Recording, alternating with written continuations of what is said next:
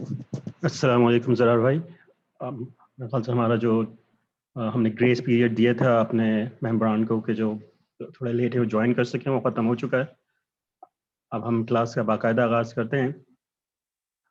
سب سے پہلے وہ سوالات پوچھے جائیں گے جو کہ ہمیں لکھ کر موصول ہو چکے ہیں، لیکن اگر اس دوران بھی کسی کے ذہن میں کوئی سوال آتا ہے تو وہ چیٹ باکس کے اندر لکھ کر ہم سے شیئر کر سکتا ہے. سب سے پہلا سوال جو ہے وہ ہمارے پاس جنید کی طرف سے ریسیو ہوا ہے.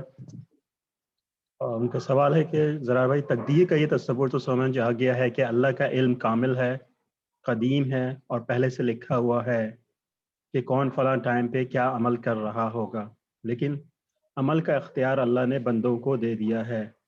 عمل کیسا ہو اس کے لیے انسان کے انبیاء کے ذریعے رہنمائی بھی کرتی. سوال یہ ہے کہ ایمان مفصل کے اندر اچھی اور بری تقدیر کا من اللہ تعالی ہونے سے کیا مراد ہے، جبکہ اختیار ہمیں خود حاصل اچھے اور برے عمل کا ہے. چلیں دوسرا سوال بھی پڑھ لیں تاکہ ان کے یہ سارے کے سارے سوالات جو ہے نا تقدیر سے متعلق ہیں، تو ایک چونکہ میں لمبے کانٹیکٹ سے جواب دے دوں گا تو وہ ساری چیزیں کلیئر ہوتی جائیں گی. وہی ٹھیک ہے، پڑھ لیں آپ. ٹھیک ہے ذرا بھائی. سوال نمبر 2 جی جنید کا ہے کہ کیا جی ہمیں مکمل اختیار حاصل ہے یا کچھ جگہوں پہ ہم بے اختیار ہیں؟ مثلا ہدایت کا ذریعہ قرآن و سنت ہمیں دے کر اب اختیار دیا گیا ہے کہ اپنی فری ول سے اس کے مطابق چلو تو کامیابی ورنہ ناکامی. لیکن بعض اچانک ہونے والے واقعات، ایکسیڈنٹ، بیمار ہو جانا یا غیر اختیاری عوامل، کیا یہ غیر اختیاری عوامل نہیں ہیں؟ اور ایمان مفصل کا اچھی بری تقدیر کا من اللہ ہونے کا یقین کیا انہیں غیر اختیاری واقعہ ہونے والے عوامل کے متعلق ہے اور کیا نہیں؟ غیر اختیاری عوامل سے ہی اللہ ہمارا امتحان لیتا ہے. اس میں ان کے جنید 3 سوالات تھے، مطلب اگر دیکھا جائے اسے ایک سوال. جی اعوذ باللہ من الشیطان الرجیم، بسم اللہ الرحمن الرحیم. السلام علیکم ورحمۃ اللہ وبرکاتہ. جنید بھائی ماشاءاللہ سوالات تو آپ کے بہت ہی جامع ہوتے ہیں. تو پہلی بات تو ہم یہ سمجھ لیں کہ جو تقدیر ہے، تقدیر کا کلی اختیار تقدیر جو ہے وہ اللہ ہی کے پاس ہے. ام الکتاب کا ذکر اللہ تعالیٰ نے اپنے ہی مطلب اس میں قرآن میں ہی کیا ہے اور اسی کے اختیار میں ہے. تو اچھی یا بری دونوں تقدیریں تو اللہ نے ہی لکھی ہیں. اب بات تو اس کے اوپر زیادہ نہیں کرنی چاہیے کیونکہ ہمارے رسول پاک صلی اللہ علیہ وسلم نے بھی اس پہ منع فرمایا ہے کہ نبی کریم صلی اللہ علیہ وسلم جو ایک دفعہ حجرے سے باہر نکلے تو 2 صحابہ کرام آپس میں تقدیر کے معاملات پہ بحث کر رہے تھے، اور تو نبی کریم صلی اللہ علیہ وسلم نے جو ہے وہ ان کا چہرہ جو ہے وہ سرخ ہو گیا، زرد ہو گیا، اور انہوں نے جو ہے وہ کہا کہ کیا میں نے تم کو یہی سکھایا، کیا اسی بات کا تمہیں علم دیا؟ تو یہ بات تو بالکل فیکٹ ہے. اب یہ ہے کہ تقدیر کا لکھا ہونا اور تقدیر کو ماننے پر ایمان، یعنی تقدیر کے لکھے ہونے پر ایمان رکھنا، یہ ہم سب کو رکھنا چاہیے.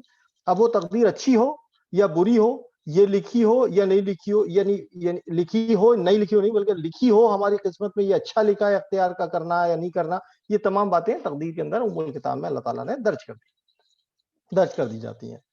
تو پہلی بات تو یہ کہ تقدیر اللہ کا اختیار ہے اور اللہ ہی اس کو لکھتا ہے، اور یہ لکھی جاتی ہے ہر شخص کی، تو ہر چیز سے متعلق تقدیر لکھی جاتی ہے. اب بات آتی ہے کہ ہمیں کیا اختیار ہے. تو دیکھیں ہمیں تقدیر کا علم نہیں ہے، نہ تو کسی جو ہے انبیاء علیہ الصلوۃ والسلام کو کسی کو بھی جو ہے وہ تقدیر کا مکمل علم دیا گیا تھا، کسی کو بھی نہیں دیا گیا. تو جب تقدیر کا علم ہمیں دیا نہیں گیا تو ہمارے اوپر جو ہے وہ کس چیز کی جو ہے وہ پابندی کرنے کا حکم ہے؟ تو وہ ہے شریعت. اب اس کو ہم اس طرح سے سمجھتے ہیں کہ ایک منٹ، یہ کیمرہ شاید آف ہو گیا.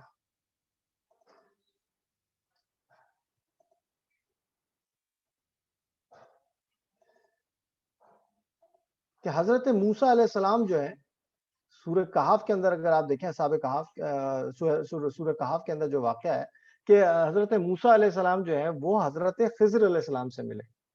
تو حضرت خضر علیہ السلام جو ہے وہ جو بھی دیکھیں اللہ تعالیٰ نے ہمارے لیے ہی قرآن کے اندر اس کو جو ہے وہ ہمارے علم میں اضافہ اور ہمارے لیے اس کو جو ہے وہ قرآن کا ایک حصہ بنا دیا اور ہمارے لیے اس کو مینشن کیا اس میں کہ آپ دیکھیں حضرت موسیٰ علیہ السلام جا کر خضر علیہ السلام سے ملتے ہیں، اور خضر علیہ السلام جو ہے وہ کام کر رہے ہیں جو کہ وہ اپنی مرضی سے نہیں کر رہے ہیں. انہوں نے ہر بات کے بعد جب تمام تینوں واقعات ہو گئے اور اس کے بعد انہوں نے کہا کہ تم کو یہ علم ہی نہیں ہے تو تم کیسے اس کے اوپر جو ہے وہ ٹھہر سکتے تھے.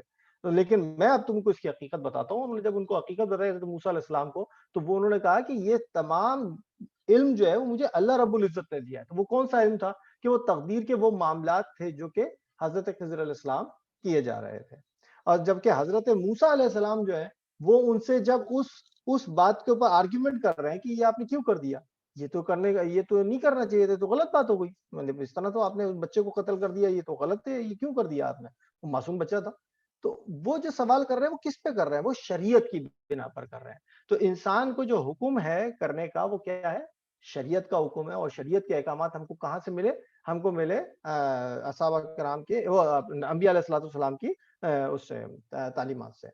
ایک اور چیز میں آپ کو بتاؤں کہ آپ دیکھیے جو سورہ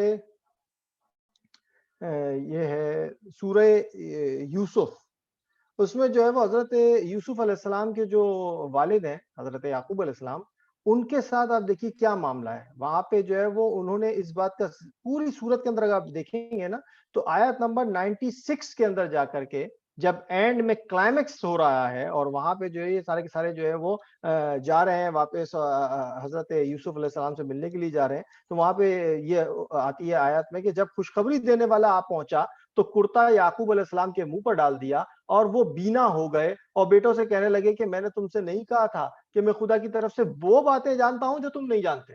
اللہ رب العزت نے بھی اسی صورت کے اندر ایک آیات کے اندر یہ کہا ہے کہ ہم نے ان کو اس چیز کا علم دیا تھا جو کہ دوسروں کو نہیں پتا تھا. مطلب اللہ تعالیٰ نے ان کو ایک اس چیز کا علم دیا تھا, قدرت نے ان کو اس تقدیر کے کچھ باتوں کو پہلے سے ان کو بتا دیا جاتا تھا, کیسے ہوتا تھا, کیا ہونا تھا. تو یہ ان کو تمام چیزیں اگر آپ دیکھیں گے وہ سورہ یوسف کے اندر نظر بھی آتی ہیں. تو یہ چیز واضح ہے کہ تقدیر موجود ہے, لیکن تقدیر کا علم ہر انسان کو نہیں دیا گیا, اور تقدیر کے اوپر ہم مکلف تقدیر بھی نہیں ہے. ہمیں نہیں پتا کہ ہم جو ہے نا تقدیر کو پڑھ کر چل رہے ہیں, ہمیں تو پتہ ہی نہیں تقدیر میں کیا لکھا ہوا ہے. تو ہمارے اوپر جو بائنڈنگ ہے وہ بائنڈنگ ہے صرف شریعت کے احکامات کے اوپر چلنا ہی. اب شریعت کے احکامات پہ میں چلوں یا نہیں چلوں یہ اختیار میرے ہاتھ میں, اور جیسے ہی میں نے شریعت کے احکامات کے اوپر نہیں چلا تو ڈیفینیٹلی پھر میں نے دعوت دے دی اپنے اوپر غضب کی, اللہ کے غضب کو. وہ بھی تقدیر میں لکھ دیا جاتا ہے کہ جب میں نے جب وہ اللہ کے بتائے ہوئے احکامات کو ہی چھوڑ دیا تو پھر میں نے اپنے اوپر غضب کو ثابت کر لی. تو یہ چیز ہے تقدیر کے اچھائی یا برائی. پھر اسی طریقے سے آپ نے پوچھا کہ ہمارے اختیارات میں کیا ہے, آپشنز میں کیا ہے, تو یہ بھی لکھا ہوتا ہے کہ تقدیر کے اندر کہ اے بی سی, یہ بھی ہو سکتا ہے, یہ بھی کیا جا سکتا ہے, یہ بھی کیا جا سکتا ہے. تو وہ بھی اختیار تقدیر میں لکھ دیا جاتا ہے, چوائس از اورس, کہ ہم اس میں سے کون سا آپشن لیتے ہیں. تو یہ بھی تقدیر کے معاملات میں سے ہی ہے. لیکن چونکہ ہم مکلف تقدیر نہیں ہیں تو ہمارے اوپر جو بائنڈنگ ہے وہ شریعت کی ہے, اور پھر دعاؤں سے جو ہے وہ اللہ رب العزت جو ہے وہ ایسا تو نہیں کہ اگر اللہ رب العزت نے تقدیر میں جو چیز لکھ دی ہے تو وہ اسی کے اوپر جو ہے وہ مطلب وہ اس کو تبدیل نہیں کر سکتے. کتاب تو پوری کی پوری اللہ رب العزت کے ہاتھ میں ہے, تو جیسا چاہے جس کے لیے جیسا چاہے لکھے. تو ہاں یہ ہے کہ دعاؤں سے جو بڑی بڑی تقدیریں تبدیل ہو جاتی. ہوپ کے جواب ملے ہوں گے. جزاک اللہ زرار بھائی. جب ہمارا جو نیکسٹ سوال ہے وہ ہمیں شہزاد عالم کی طرف سے ملا ہے. یقیناً یہ تقدیر, ایمان بالتقدیر کے سوالات کافی ملتے جلتے ضرور ہوتے ہیں, اس میں وہ بولیے کیا تقدیر یعنی آخرت احکامات قضاء و قدر کے خلاف مقابلہ کرنے سے اگر وہ شریعت کے مطابق نہ ہو تو انسان کا قدر اللہ سبحانہ و تعالیٰ چینج کر دیتے ہیں. یہاں رک جاؤ, آپ دوسرا سوال بھی جانا. نہیں دوسرا بھی کر لیں تاکہ تقدیر میں بتاؤں, یہ ساری ایمبیگوٹی جو ہے نا وہ تقدیر سے متعلق سوالات کی ادھر ادھر سے کر کے وہ ایک ہی کانٹیکسٹ پہ آتی ہے, تو اس لیے میں کہہ رہا ہوں کہ آپ اس کا سوال پڑھ لیں. ٹھیک دوسرا ہے. کیا قدر تبدیل ہو سکتی ہے ڈیو ٹو اینی ریزن؟ اگر اللہ چینج کر دیتے ہیں تو اس کی کوئی دلیل ہے؟ کیا دعا سے بھی تقدیر تبدیل ہو سکتی ہے؟ فار ایگزامپل اس سچویشن میں کہ کیا کرنا چاہیے اگر ایک کینسر کا لاسٹ اسٹیج کا پیشنٹ ہے اور تمام ظاہری اسباب لائک میڈیکل سائنس, ڈاکٹر اور پیشنٹ کی اپنی سچویشن ایسی ہے کہ نظر آ رہا ہے کہ اس کی ڈیتھ ایز پر قدر نیکسٹ فیو ڈیز میں ایکسپیکٹڈ ہے, تو کیا ایسے پیشنٹس کے لیے بھی یقین سے دعا کرنے پر قدر تبدیل ہو جائے گی, یا اس سچویشن میں احکامات قضاء و قدر پر یقین کر کے صبر و شکر کیا جائے. آپ نے صحیح کہا جی کہ تمام سوالات جو ہے وہ ایک ہی جی ہاں، میں اس لیے کہہ رہا ہوں انٹر ریلیٹڈ ہی ہوتے ہیں ان کے عموماً، مطلب ان کے نہیں، تقدیر سے متعلق جتنے بھی سوالات ہوتے ہیں نا، کیونکہ ایمبیگوٹی جو ہے وہ وہیں سے ارائز ہوتی ہے کہ جب ہم تقدیر پہ بات کرتے ہیں کہ جب سب کچھ لکھا ہوا ہے تو پھر ہم تو ریورسل آرڈر میں چل رہے ہیں، تو پھر تقدیر کے معاملات کے حساب سے پھر ہم جو ہے نا اکاؤنٹیبل کیسے ہوئے یا اس طرح کی باتیں ذہن میں آتی ہیں. بالکل کہ لکھا تو ہوتا ہے لیکن پتہ کسی کو نہیں ہوتا وہ. جی میں یہی بتانا چاہ رہا ہوں کہ تقدیر جو ہے وہ تو کسی نے بھی نہیں دیکھی نا، یعنی انبیاء علیہ الصلوۃ والسلام کو بھی تقدیر کا علم، یعنی اگر نبی کریم صلی اللہ علیہ وسلم معراج کے واقعے پہ بھی گئے ہیں تو وہاں پہ بھی انہوں نے قلم کی چرچراہٹ کی آواز سنی ہے. یہ جو ہے لوح محفوظ پہ تو نہیں چلے گئے، ٹھیک ہے نا. تو یہ چیز بھی ہے. تو سورہ رعد جو ہے، سورہ رعد کی آیت نمبر ہے 39.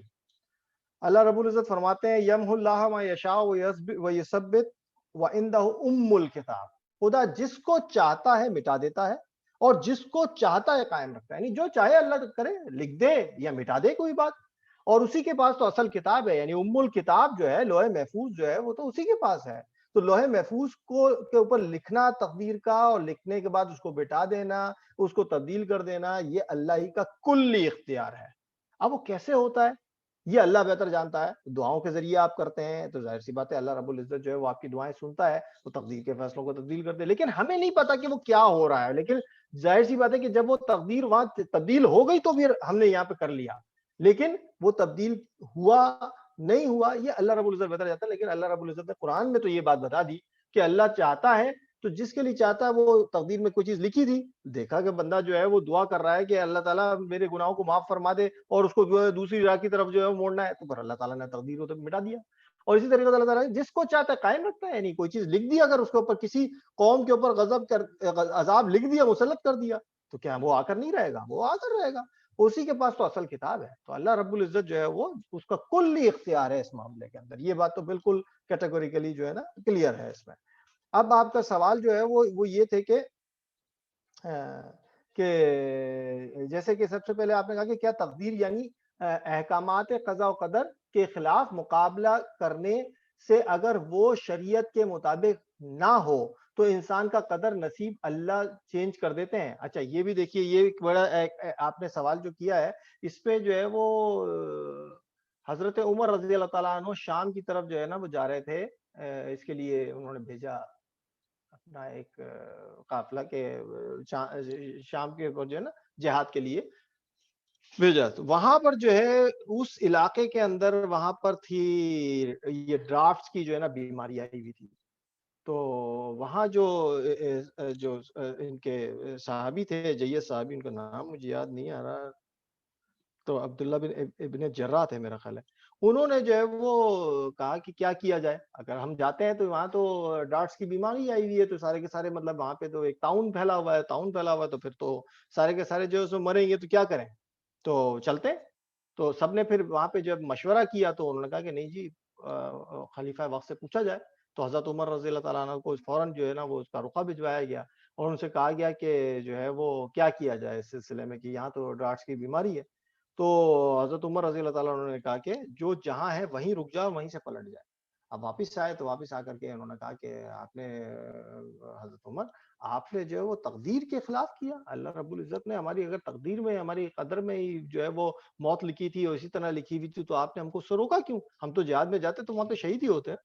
تو حضرت عمر رضی اللہ تعالیٰ عنہ کا جواب تھا کہ میں نے اللہ رب العزت کی تقدیر کو اس کی شریعت کے ساتھ جو ہے وہ بتائی گئی شریعت کے ساتھ جو ہے وہ اس کے اوپر وہ کیا ہے، مطلب اس کے خلاف گیا ہوں. تو ہمیں تو حکم کس چیز کا ہے؟ شریعت کا ہے کہ نبی کریم صلی اللہ علیہ وسلم نے کیا فرما دیا کہ اپنی جان کو ہلاکت میں مت ڈالو. تو جان کو ہلاکت کے مجھے وہاں پہ نظر آ رہا ہے کہ وہاں پہ جو ہے وہ ڈارٹس کی بیماری ہے، تو میں وہاں پہ تو سیدھا سیدھا یہ تو آگ میں کودنے سے مترادف. تو آج میں ان لوگوں کو اگر وہاں سے بچاؤں گا تو کل میں اسی جگہ پر دوبارہ جو ہے وہ وقت صحیح آنے پہ دوبارہ جو ہے وہ انہی لوگوں کو میں اپنے منصب سے ہٹاتا ہوں نہیں وہاں پہ.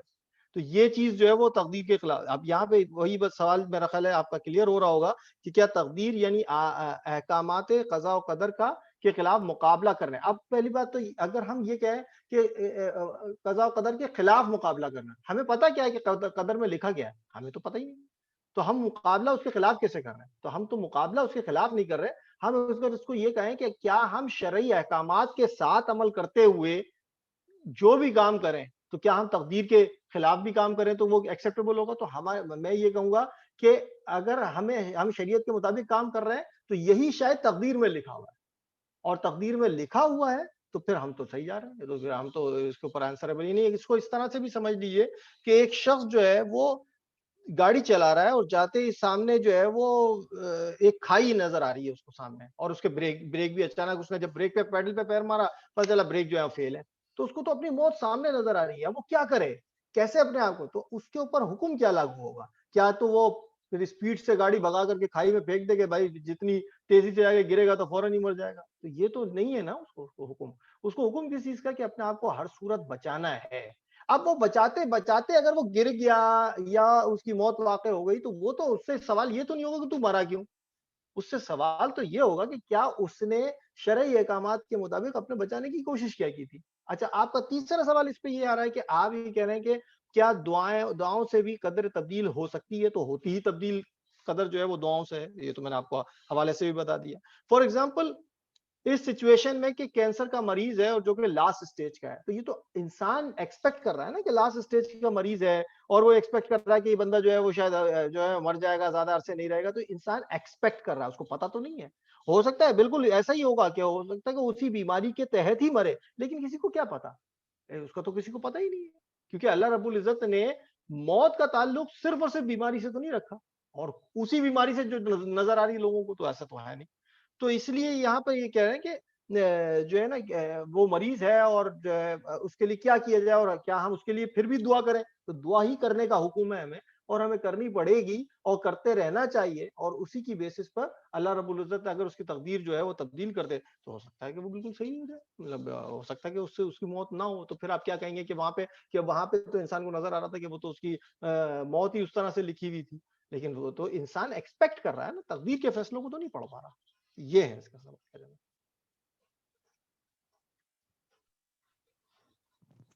جزاک اللہ ذرا بھائی، میرے خیال سے آپ نے کافی تفصیل سے جواب دیے ہیں جو بھی اشکالات ہو سکتی ہیں تقدیر کے معاملات میں،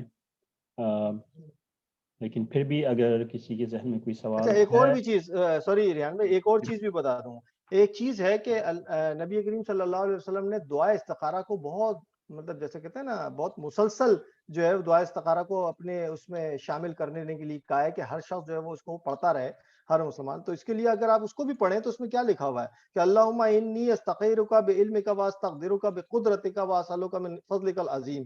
تو ہم اس سے مانگتے کیا ہیں اللہ رب العزت کہ اے اللہ بے شک میں تجھ سے تیرے علم کے ساتھ بھلائی کا طلبگار ہوں، اور تجھی سے تیری قدرت کے ساتھ، قدرت کس سے نکلی ہے؟ قدر سے نکلی ہے، تو قدرت کے ساتھ طاقت کا طلبگار ہوں، اور میں تجھ سے تیرے فضل عظیم کا سوال کرتا ہوں، فَإِنَّكَ تَقْدِرُ وَلَا أَقْدِرُ، کیونکہ تو قدرت رکھتا ہے اور میں اس چیز کی قدرت نہیں رکھتا۔ تو یعنی اگر آپ اس کو پڑھیں گے تو اس کے معنی بھی یہی ہے کہ تو جو جانتا ہے وہ ہم نہیں جانتے اللہ، اس لیے ہم تجھ سے جو ہے وہ مانگتے ہیں کہ تو جو ہے وہ ہمارے لیے آسانیاں فرما، اور وہ چیزیں جو میرے معاش کے لیے، میرے روزگار کے لیے، میرے لوگوں کے لیے، سب کے لیے بہتر ہو، وہ اس کے اندر میری اس امر کے اندر خیر فرما۔ ٹھیک ہے نا، تو یہ چیز بھی یاد رکھیں۔ جی رحم۔ جزاک اللہ ذرا بھائی، اب جو ہمارے پاس جو سوالات ہمیں لکھ کر موصول ہوئے تھے وہ تمام پوچھے جا چکے ہیں، اب لائیو کوشچن آنسر کا سیشن لیے جائیں گے۔ جن لوگوں کے بھی ذہن میں سوالات ہیں وہ ہینڈ ریز کر لیں، اور پھر ہم اسی ترتیب میں ان سے سوالات لیتے جائیں گے۔ سب سے پہلے جنید نے ہینڈ ریز کیا ہے، میں جنید آپ اپنا سوال پوچھ سکتے ہیں۔ السلام علیکم ورحمۃ اللہ۔ وعلیکم السلام۔ جی جنید بھائی۔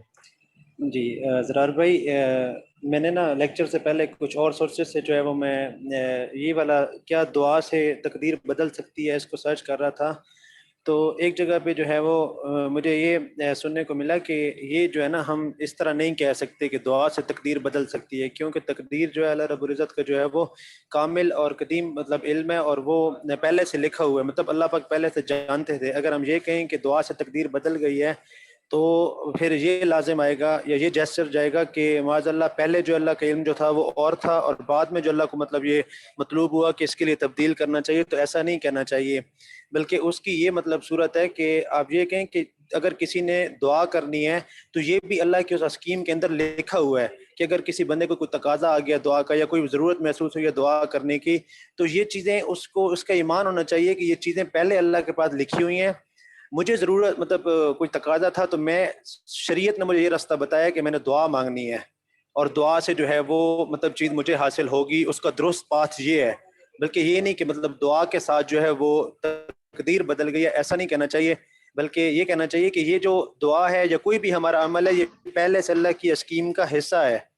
تو اس کے اوپر جو ہے وہ آپ کیا کہیں گے؟ جی جنید بھائی, میں نے شروع میں بھی سوال میں یہی بتایا تھا کہ دیکھیں ہمیں تقدیر کا نہیں پتا کہ تقدیر میں کیا لکھا ہے. ٹھیک ہے, میں نے یہ صرف یہ بتایا شروع میں بھی کہ تقدیر اللہ تعالیٰ کا کامل علم ہے, اور اللہ تعالیٰ نے دیکھیں ہم اس کو ٹائم ڈائریکشن یا ٹائم ہاریزنس میں نہ دیکھیں. ٹائم ہاریزنس میں ہم دیکھیں گے نا تو کوئی چیز ہمارے لیے غیب ہے, اللہ رب العزت کے لیے کوئی بھی چیز غیب نہیں ہے. ٹھیک ہے, ہمارے لیے کوئی چیز ماضی ہے, ہمارے لیے کوئی چیز مستقبل ہے, اللہ رب العزت کے لیے ماضی مستقبل کوئی حیثیت نہیں رکھتے, دونوں چیزیں اس کے سامنے آیا ہے. آج ہونا ہے, کل ہونا ہے, پرسوں ہونا, اس کے لیے ٹائم ہاریزنس نہیں رکھتا ہے. ہم اپنی ذات سے سوچ کر کے اس ٹائم ہاریزنس اور ڈائمینشنز میں یہ سوچ رہے ہیں کہ یہ تقدیر میں لکھا ہوا تھا اور تبدیل ہو گیا, اور میں یہ سمجھتا ہوں کہ اللہ رب العزت نے تقدیر میں لکھ دیا, اب اس کو کس پہ ہونا ہے, کیسے ہونا ہے, یہ بھی اللہ تعالیٰ نے ہی لکھنا ہے, اور اس کی اسٹریٹجی بھی اللہ تعالیٰ نے ہی ڈیفائن کی ہے. ٹھیک ہے نا, ہمیں کیا علم ہے, ہمیں جو علم ہے شریعت کا علم ہے, اور شریعت سے ہی دعائیں ثابت ہیں. اور اللہ رب العزت نے سورہ رعد کی آیت نمبر 39 میں یہ واضح فرما دیا کہ اللہ تعالیٰ اس پہ عاجز تو نہیں ہے کہ جو چیز اس نے لکھ دی تو وہ مٹا نہیں سکتے. وہ تو لوح محفوظ ام الکتاب ہی ان کے ہاتھ میں ہے, اور اللہ رب العزت جیسا چاہے اس کو جو ہے وہ لکھیں. تو اللہ تعالیٰ خود فرماتے ہیں کہ میں مٹاتا بھی ہوں اور کسی کے اوپر قائم بھی رکھتا ہوں. تو یہ تو اللہ کا کامل علم ہے نا, اس کے اوپر ہم بحث کر کے ہم یہ کہیں کہ نہیں, تو پھر دعائیں مانگنا تو شریعت سے ثابت ہے, اور دعاؤں سے بڑے بڑے اللہ رب العزت نے ہی ہم کو یہ اختیار دیا کہ ہم دعا کر رہے ہیں اس وقت. یہ بالکل بات آپ کی صحیح ہے کہ ہم دعا کر رہے ہیں, اور دعا کے ساتھ وہ آپشن موجود ہوگا وہ تقدیر کے اندر, لیکن تقدیر کے اوپر ہم اتنی بات کر کے اور کر کے کہ یہ تقدیر یہاں تبدیل ہو گئی, یہ فلاں ہو گئی, تو ہمیں اس کا علم نہیں ہے. لیکن ہاں یہ ضرور ہے کہ اللہ رب العزت نے جو کچھ تقدیر میں لکھا وہ اس کا کل اختیار ہے کہ وہ اس کو چاہے تو قائم رکھے, چاہے تو اس کو مٹا دے. یہ میں نے آپ کو بتایا. جزاک اللہ یسر بھائی. اب ذرا بھائی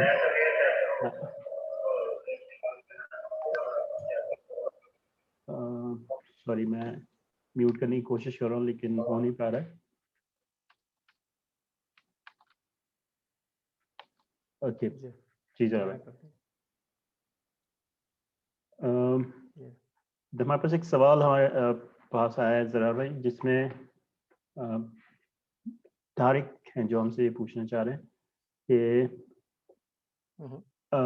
شیطان کے حوالے سے پوچھنا رہے ہیں کہ مطلب انگلش میں کہ my question is about Satan and the conversation that took place between him and Allah.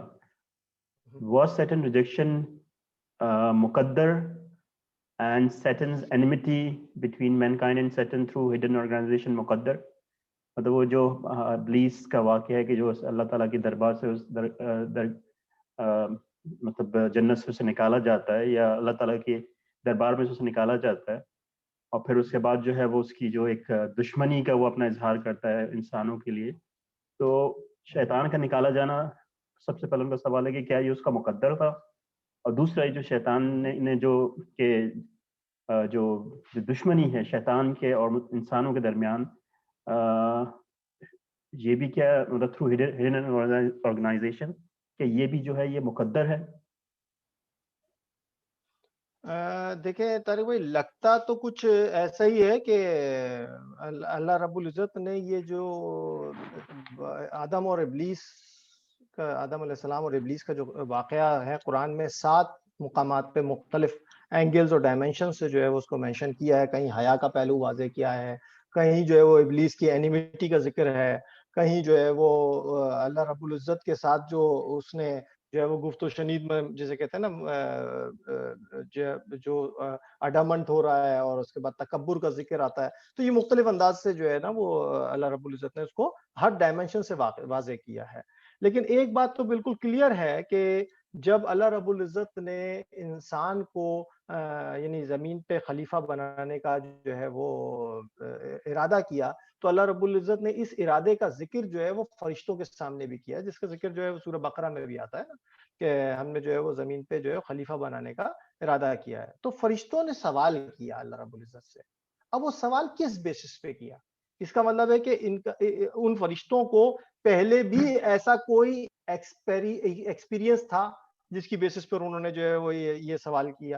وہ کیا سوال تھا کہ انہوں نے کہا کہ یہ تو زمین پہ جا کر فساد پیدا کرے گا، تو کیا ہم تیری عبادت کے لیے موجود نہیں ہیں؟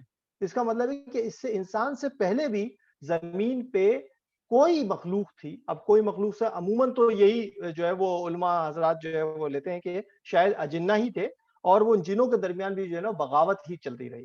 تو وہ جو اس کو اپنا خلافت الارض کی جب بات جو ہے اللہ رب العزت نے جو ہے وہ ارادہ جو ہے وہ اپنا فرشتوں کو بتایا، تو فرشتوں نے بھی سوال کیا ہے کہ یہ تو زمین پہ جا کر جو ہے اسی طرح فساد پیدا کرے گا. تو فساد کا ذکر ان کو کیسے ایکسپیرینس تھا؟ یہ تو اسی کو ہو سکتا ہے جس نے وہ چیز دیکھی ہو پہلے، کہ کسی کو یہ خلافت کا منصب دیا گیا ہو اور اس نے جو ہے وہ اس کے جو ہے نا خلاف بغیم بینہم ہوا ہو، یا اس کو جسے کہتے ہیں مس یوز آف پاور کیا ہو. تو یہاں پہ بھی ایسا ہی ہے. اچھا، پھر آپ یہ دیکھیں کہ جب حضرت آدم علیہ السلام کو اور بنا لیا اللہ رب العزت نے، اور اللہ رب العزت نے قرآن میں فرمایا کہ جیسے ہی فنفخت فیہ من روحی فقعوا لہ ساجدین، کہ جیسے ہی میں اس میں اپنے میں سے روح پھونک دوں تو پھر تم فرشتوں کو حکم دیا کہ پھر تم سجدے میں گر جانا. تو فرشتوں کو تو سجدے میں گرنے کا حکم دے رہے ہیں اللہ رب العزت، وہاں یہ شیطان کیا کر رہا ہے؟ اس کا مطلب ہے کہ اللہ رب العزت کہ اللہ رب العزت نے کہیں اس شیطان کا بھی کوئی درجہ بڑھایا تھا، کس وجہ سے بڑھایا تھا یہ نہیں پتا، لیکن یہ فرشتوں کی صف میں بیٹھا ہے وہاں پہ، یعنی فرشتوں کے ساتھ. اب اللہ رب العزت اس سے کہہ رہے ہیں کہ جب یہ فرشتوں کو سجدے کا حکم ہوا، انہوں نے سجدہ کر لیا، تو کیوں نہیں کرتا؟ ٹھیک ہے نا، تجھے کس چیز نے روکا؟ وہاں پہ جو ہے وہ اس نے آرگیومنٹ دیا ہے. تو یہ بات واضح ہوتی ہے کہ یہ جو ہے وہ اللہ رب العزت نے جو پہلی بات یہ کہ جو انسان کو خلافت کا منصب دیا جا رہا ہے، اس سے پہلے بھی انسان سے پہلے بھی کسی مخلوق کو خلافت کا منصب دیا گیا، اور جنہوں نے اس کا حق ادا نہیں کیا، تو یہ ایکسپیرینس جو ہے وہ تمام فرشتوں کو پہلے بھی تھا. اور ہو سکتا ہے کہ یہ جو ہے وہ منصب شاید جنوں کو دیا گیا ہو، اور اس کے بعد جو ہے وہ اسی میں سے وہ منصب چونکہ لیا جا رہا ہے تو اس کی بیسس کے اوپر جیسے کہتے ہیں کہ اسی سے اس کی پاور جو ہے وہ لے لی جائے، اختیارات اس کے لے لیے جائیں، تو پھر ڈیفینیٹلی اس میں دشمنی عداوت ہی پیدا ہوتی ہے. تو وہ عداوت جو ہے وہ یہاں پر شاید شیطان ہو، اور جس کا علم جو ہے وہ اللہ رب العزت کو تو پہلے سے ہی تھا. لیکن اللہ رب العزت کے اختیار کے بغیر یہ چیز ہو نہیں سکتی تھی. اگر آپ دیکھیں تو سورہ اعراف کی ہے آیت میرا خیال ہے 14 ہے یا 15 ہے، اس کو دیکھ لیجئے گا. تو اس کے اندر جو ہے وہ ابلیس نے جو ہے جب سجدہ نہیں کیا تو اللہ رب العزت نے اسے سوال کیا کہ تجھے کس چیز نے روکا؟ تو اس نے جواب یہ دیا کہ میں جو ہے وہ آگ سے بنا ہوں، اور یہ جو ہے وہ خاک سے بنا ہے، اور میں اس سے بہتر ہوں.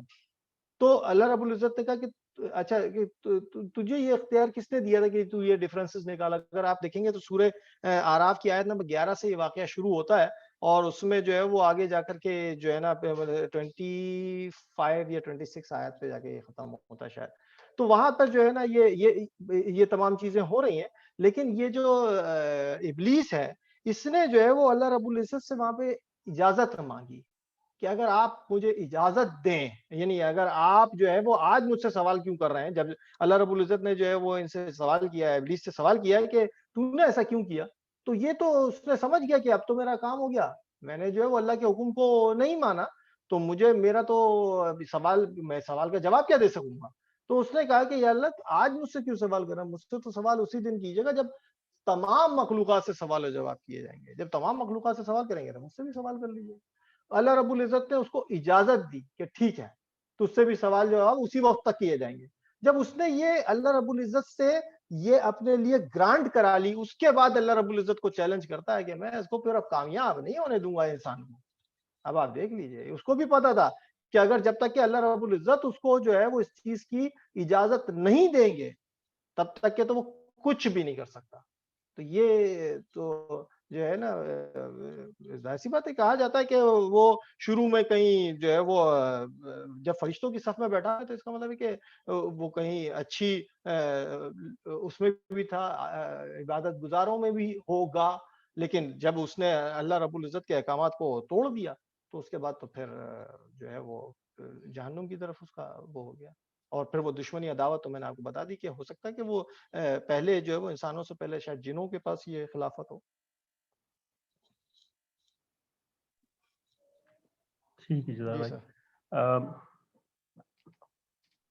جیسے ان کا جو یہ جو سوال تھا ذرا بھائی کہ مطلب کہ شیطان مطلب اس کے تقدیر میں مطلب اس کے مقدر میں تھا کہ اس نے یہ اللہ تعالیٰ کی بارگاہ سے جو ہے وہ کہ اس کو ہم اس سے کس طرح سے ریلیٹ کریں گے، جیسے جو تقدیر کے معاملات آج چلے آ رہے ہیں، تو اس دیکھیں بات میں نے آپ کو یہ کہا کہ ہمارا ایمان یہ ہونا چاہیے، اور ہمارا ایمان ہے ہی یہ کہ جو کچھ ہے وہ تو سب کچھ تقدیر میں لکھا ہے، بغیر تقدیر میں لکھے تو ایک پتا بھی جو ہے نا وہ اپنی جگہ سے ہل نہیں سکتا، رب العزت نے تقدیر میں لکھا ہے۔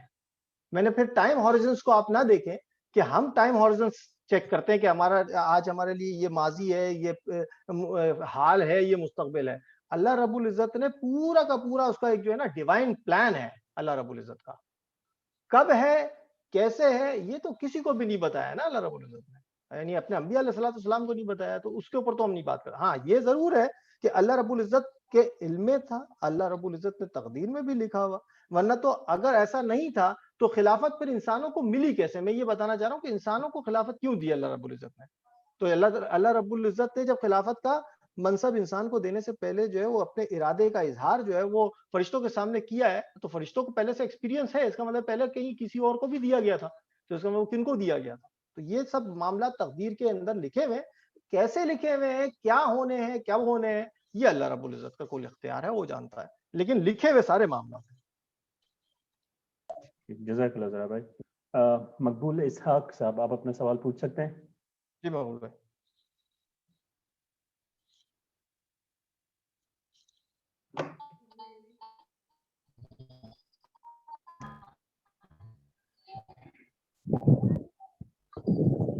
السلام علیکم سر۔ کہ آپ ابھی جو ٹاپک بیان کو جی جی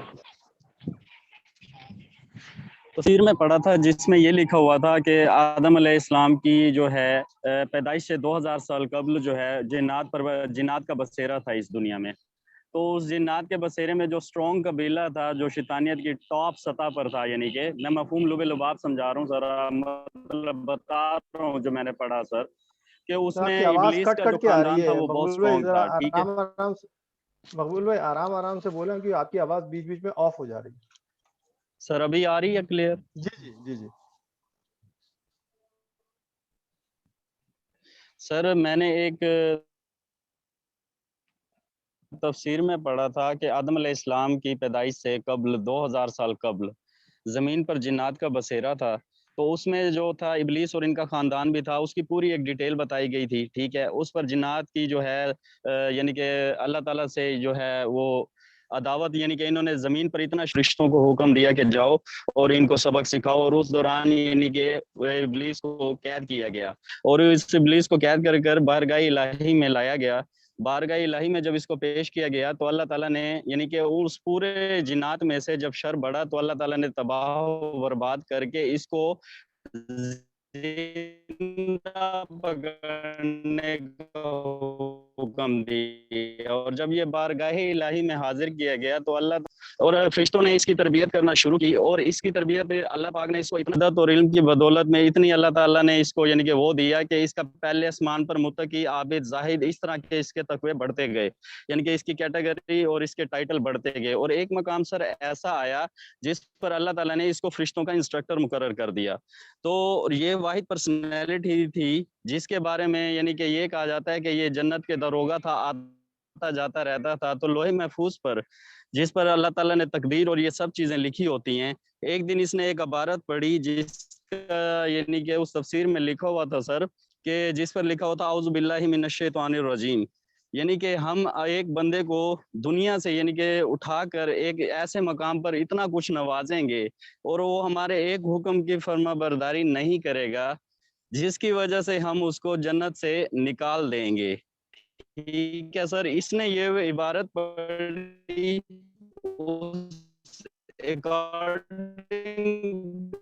اس تفسیر کے, تو یہ کئی ہزار ایگزیکٹ فگر مجھے یاد نہیں ہے سر. تو ایک دفعہ اس نے بار انسان یعنی کہ بدبخت کون ہوگا نہیں کرے گا. تو اس دوران اللہ تعالیٰ نے یعنی کہ اس تفسیر میں لکھا ہوا تھا کہ اللہ تعالیٰ نے فرمایا کہ ہم تمہیں بتائیں. ٹھیک ہے سر. تو اس کے بعد جیسے کہ آپ ابھی بتا رہے تھے کہ سورۃ بقرہ میں اللہ تعالیٰ نے فرمایا کہ ہم زمین پر اپنا خلیفہ یعنی ایک نائب بنائیں گے انسانوں کو, جس میں کہا گیا. تو اس دوران میں اس نے یہ عبارت جو ہے یعنی کہ یہ پڑھی, اور اس میں یہ تفسیر بھی سر یہ بھی لکھا ہوا تھا کہ جب فرشتوں کو حکم ہوا سجدہ کرنے کا تو یہ بھی تھا. اس کا حضرت آدم علیہ السلام جب اس نے یہ سنا اللہ تعالیٰ سے کہ اللہ تعالیٰ زمین پر اپنا خلیفہ نائب بنانے والا ہے, تو اس کو یہ بغض کی وجہ سے اس کو یہ چیز راس نہیں ہے. حالانکہ اللہ تعالیٰ نے اس پر بے شمار نعمتیں اس کو نوازا تھا, لیکن یہ جو ہے اس پہ اس نے نا ذاتی بغض جو تھا. حضرت آدم علیہ السلام کے جو مختلف زمین کے کونوں سے مٹی لی گئی اور ان کا ایک پتلا بنایا گیا, اس میں سے یہ ٹھینکری کی آواز جس کا قرآن پاک میں بھی ذکر ہے یہ بجاتا تھا یعنی کہ بغض کی وجہ سے. تو اس میں ایک کہا گیا تھا کہ اس نے پورے جسم میں انسان کے گھوما, لیکن ایک ڈبیا جو اس تفسیر کی ورڈنگ کے مطابق ایک ڈبیا تھی جس تک اس کی رسائی ممکن نہیں تھی, اور اس ڈبیا کو دل کا نام دیا گیا. اس لیے اکثر کہا جاتا ہے کہ مومنوں کے دلوں میں خدا بستا ہے. تو یہ ایک اس تفسیر کے ہی وجہ سے یعنی کہ سمجھ میں آیا مجھے. تو سر جب سجدے کا حکم دیا گیا تو اس میں سب فرشتوں نے سجدہ کیا, لیکن اس کا بغض جو ہے وہ کھل کر سامنے آ گیا اکارڈنگ ٹو اس تفسیر جو میں نے پڑھا سر, میں وہ بتا رہا ہوں. ٹھیک ہے. تو اس کا جو ہے بغض کھل کر سامنے آیا, اس نے سجدہ نہیں کیا. تو اللہ تعالیٰ نے پوچھا کہ تمہیں کس چیز نے سجدے سے روکا, تو وہی آپ والی بات جو آپ نے ابھی ایکسپلین کی کہ اللہ میں آدم سے افضل ہوں, تو نے مجھے مطلب آگ سے پیدا کیا ہے اور آدم کو مٹی سے. آگ مٹی سے افضل ہوتی ہے, وہ آدم کو کیوں کر سجدہ کرے.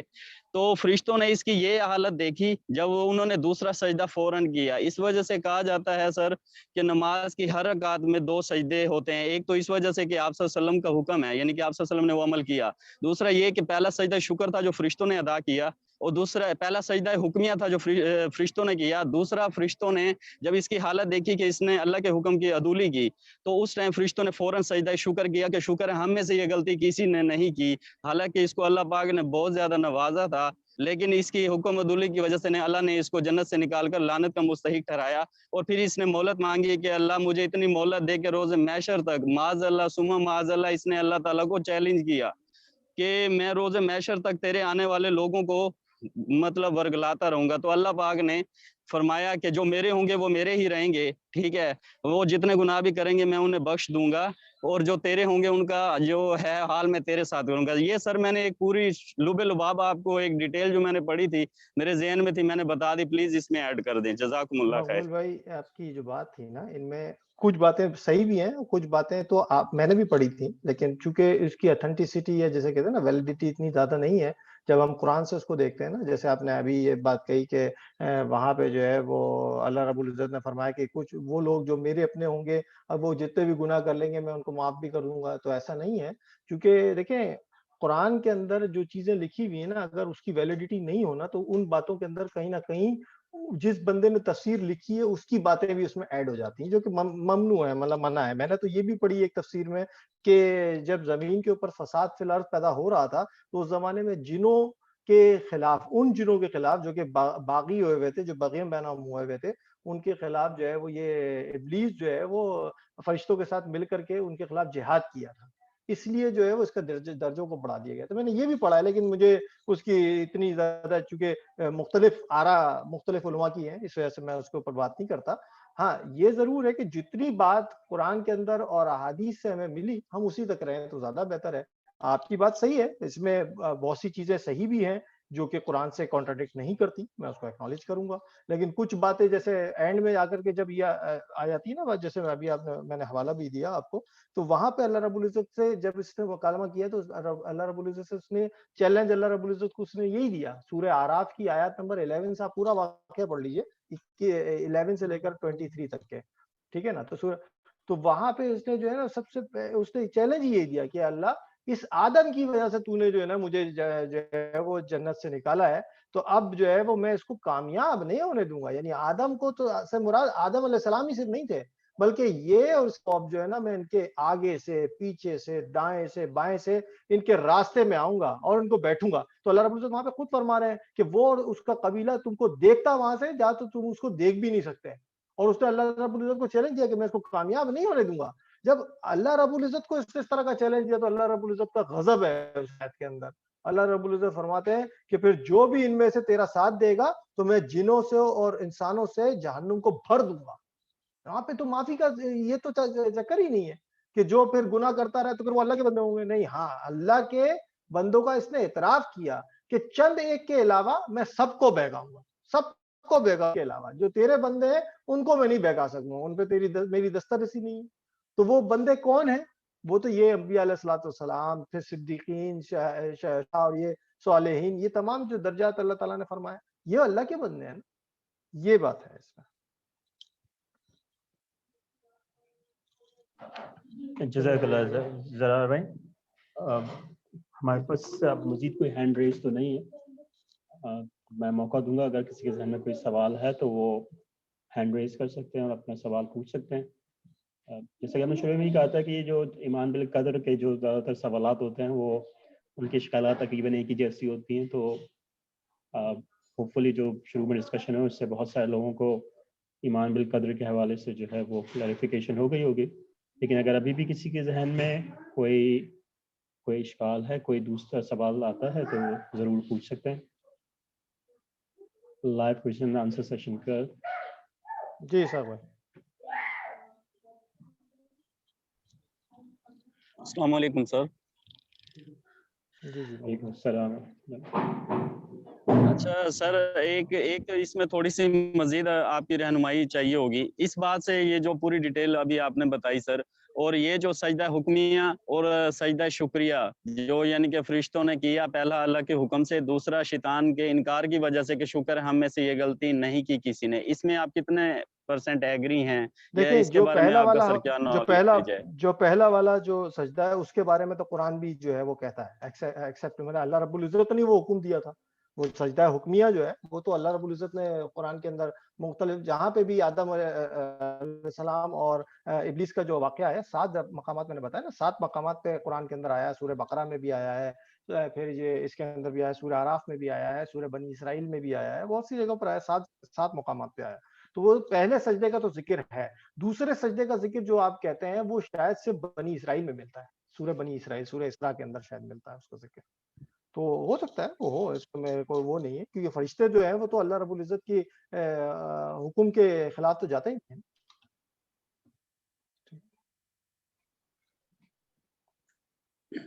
اور سر دوسری چیز یہ ہے کہ جب فرشتوں نے کہا کہ اے اللہ وہ زمین پر جو یعنی کہ اللہ تعالیٰ نے جب فرمایا کہ میں زمین پر اپنا خلیفہ یعنی نائب بنانے لگا ہوں، تو فرشتوں نے کہا کہ اللہ وہ زمین پر فساد کریں گے. جیسا کہ آپ نے پہلے بتایا کہ فرشتوں کو آئیڈیا تو ڈیفینیٹلی سر ان جنات کے حالات و واقعات سے ہی ہوا ہوگا نا، کیونکہ انہوں نے وہ سارا دیکھے ہوں گے حال و احوال کہ کیا ہوا تھا مطلب اور یہ کیا معاملہ تھا. اور کہ اب اللہ تعالیٰ نے یہ بھی بتا دیا کہ میں ایک ایسی مخلوق بنانے والا ہوں جس میں اچھائی اور برائی دونوں کا اختیار دینے والا ہوں، یعنی کہ خواہشات کا بھی اور دونوں ٹریک بتانے والوں کو. جو اس راستے پر چلے گا اس کا یعنی کہ یہ ملے گا، اور جو بدی کے راستے پر چلے گا اس کا یہ ہوگا. ایسے ہی ہے سر؟ نہیں، اس کے لیے اس کو یوں بھی سمجھ لیجئے کہ بار امانت کا ذکر آتا ہے سورہ احزاب میں ہے شاید آخری آیت میں، سورہ احزاب کی آخری آیاتوں کے اندر ہے کہ اللہ تعالیٰ نے جو ہے نا بار امانت جو ہے وہ پیش کیا. سب سے پہلے آسمان کی طرف پیش کیا، وہ ہٹ گئے. پہاڑ کی طرف پیش کیا، وہ ہٹ گئے. زمین کی طرف پیش کیا، وہ اس سے ہٹ گئے کیونکہ وہ اس سے ڈر گئے. تو جب بڑی بڑی مخلوقات کے سامنے پیش کیا گیا بار امانت اور وہ پیچھے ہٹ گئے، تو اس بار امانت کے ساتھ جو ہے وہ ایسوسیٹ تھا جزا اور سزا. آپ دیکھیے اس آیت کے اندر ہی ہے، میرا خیال آخری 2 آیتیں ہیں وہ سورہ احزاب کی ہیں، شاید آخری 2 آیتیں 72-73 ہے یا 75-76 سے دیکھ لیجیے گا، آخری 2 آیتیں ہیں لاسٹ کی. تو اس میں جو ہے نا انسان وہاں پہ یعنی انسان میں حضرت آدم علیہ السلام ڈیفینیٹلی وہ وہاں پہ موجود ہیں. حضرت آدم علیہ السلام نے جو ہے نا پھر انسان نے جو ہے وہ اللہ رب العزت کے اس پہ جیسے کہتے ہیں کہ یہ اپنے رب کی جو ہے وہ سمجھی کہ یہ رب جو ہے وہ اپنے بارے امانت پیش کر رہے ہیں اور تمام کی تمام مخلوقات اس سے جو ہے ڈر کے پیچھے ہٹ جا رہی ہیں. تو وہاں پہ کچھ علماء کے تفاسیر میں یہ بھی آتا ہے کہ جو ہے وہ انسان یعنی حضرت آدم علیہ السلام انہوں نے بڑھ کر صرف انہوں نے یہ سوال کیا تو یہ رب العزت اگر یہ بار امانت جس کو ملے گا یعنی جو اس بار امانت کو اٹھائے گا تو اس کی بیسس پر اس کو کیا انعامات کیا ملیں گے.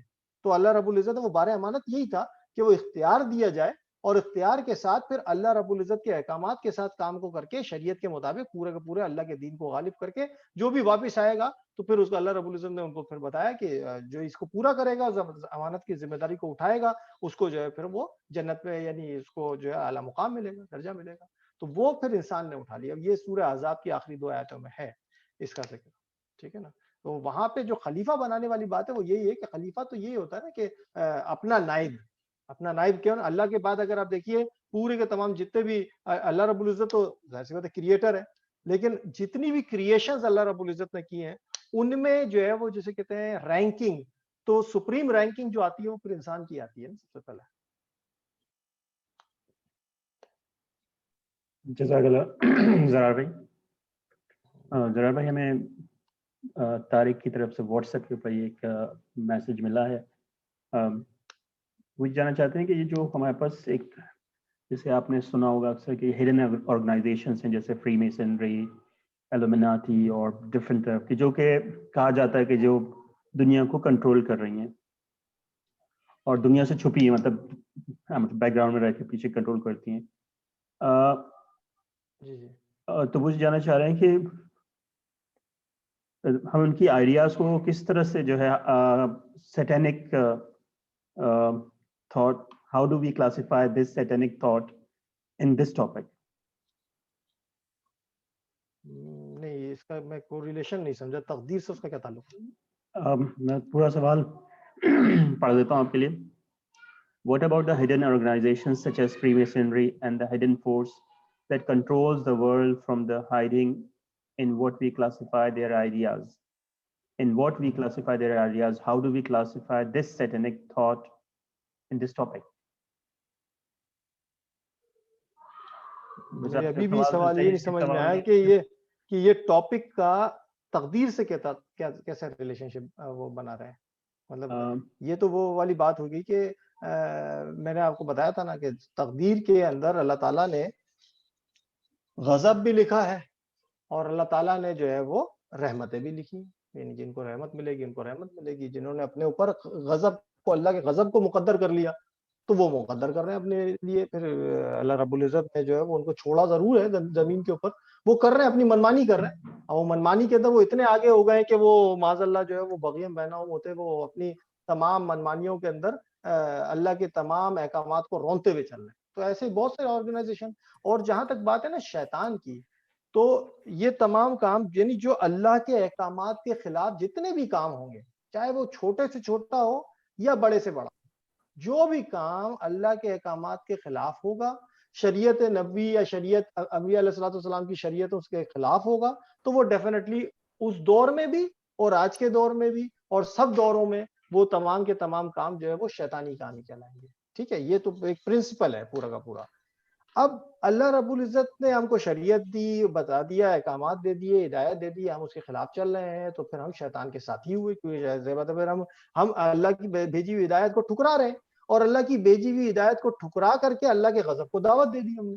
اللہ کے غضب کو دعوت دینے کا مقصد یہ کہ اللہ رب العزت ہے, آپ یہ دیکھیے نبی پاک صلی اللہ علیہ وآلہ وسلم جو ہے وہ جب بھیجے گئے ہمارے درمیان, تو یہ جو ابو جہل ہے, ابو لہب ہے, کیا ابو لہب ابو جہل جو ہے وہ ان کے ساتھ جو ہے وہ سب کچھ کر رہے ہیں, اور معاذ اللہ نبی کریم صلی اللہ علیہ وسلم کے اوپر جو ہے نا گندگی پھینکی جا رہی ہے, ان کے اوپر راستوں میں کانٹے بچھائے جا رہے ہیں, ان کے ساتھ یعنی ایک مقام ایسا بھی آیا کہ ان کے گلے کے اندر جو ہے وہ جو ہے ڈال کر گلا دبانے کی کوشش کی, جو کہ حضرت ابوبکر صدیق رضی اللہ تعالیٰ عنہ نے آ کر روکا.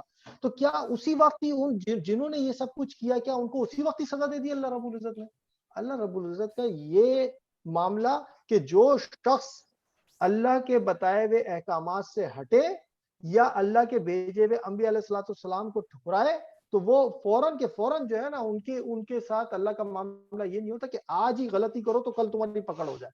یہ اللہ کی سنت نہیں ہے. اللہ اس کو دنیا کے اندر چھوڑ کے رکھتا ہے، لیکن آخرت کے اندر اس کا پھر مقام جو ہے نا، یہاں پہ کیا ہوگا؟ یہاں پہ تو دنیا میں ختم، بس موت آ جائے گی نا، ایک دفعہ موت آ گئی ختم ہو گیا. آخرت کا معاملہ سوچیں اس کے لیے کتنا بڑا ہو جائے گا.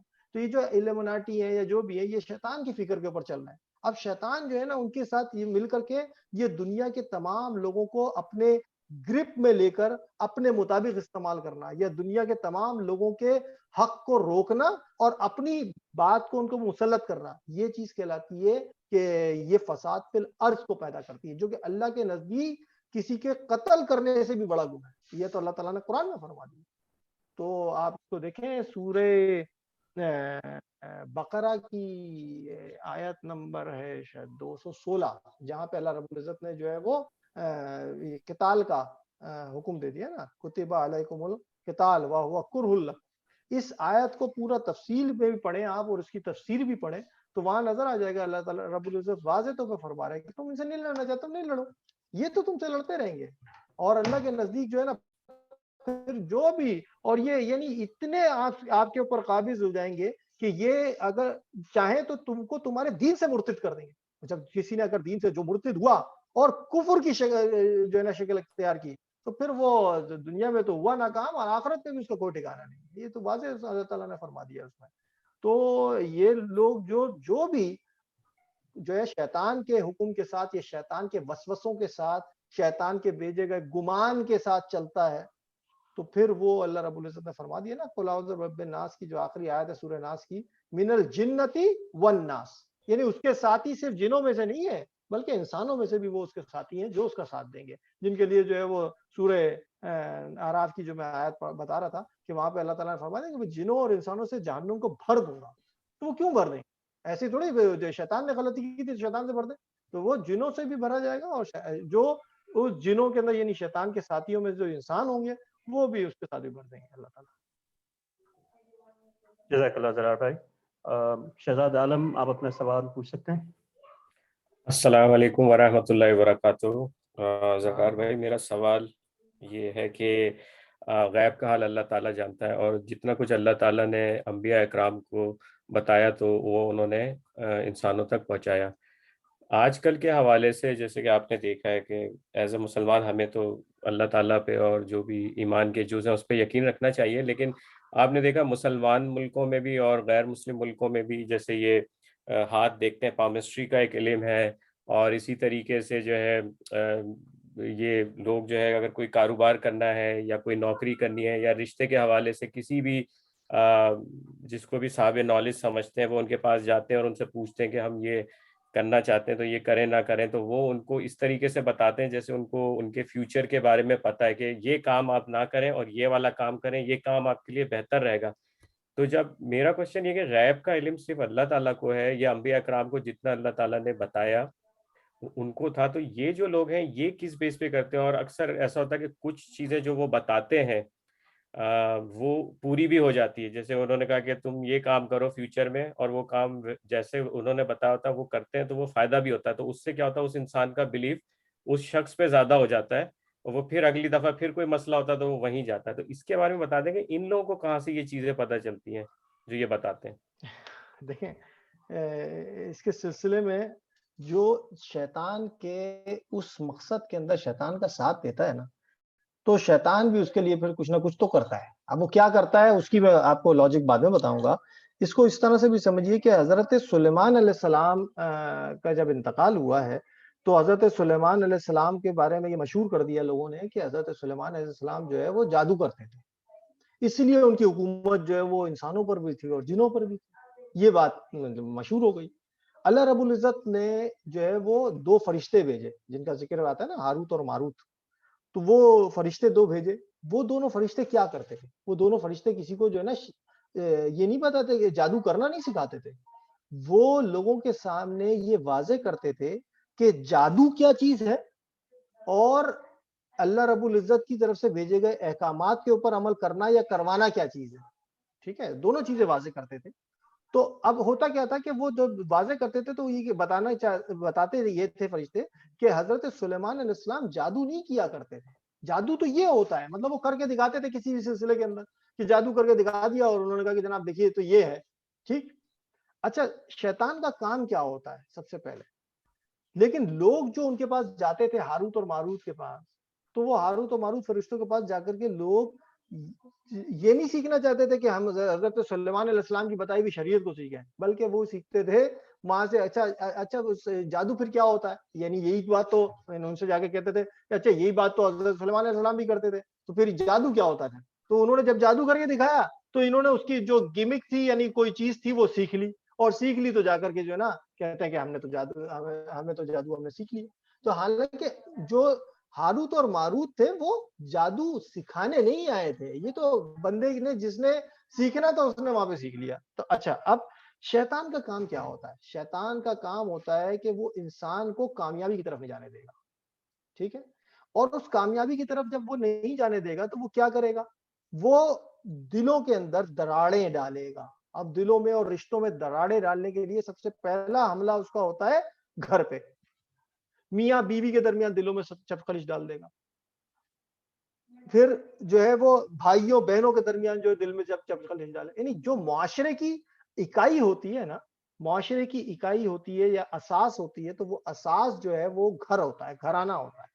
اور اگر تو وہ مسلم گھرانہ ہے تو سمجھ لیے اس کے لیے بھی کام بڑا ہوا ہے, تو پھر وہ کام کمپلیکس انداز میں کھیلے گا. اب آپ اس کو یہ بھی سمجھ لیجئے کہ جو شیطان ہے, آپ یہ دیکھیں کہ اللہ رب العزت نے جو ہے وہ حضرت آدم علیہ السلام کو اسماء گرامی خود ذکر ہے, جس کا ذکر جو ہے اللہ تعالیٰ نے قرآن میں فرما دیا, سورہ بقرہ کے اندر ہے کہ پھر علم آدم الاسماء کلہا, ہم نے ان کو تمام علم الاسماء جو ہے وہ عطا کیا تھا آدم علیہ السلام کو.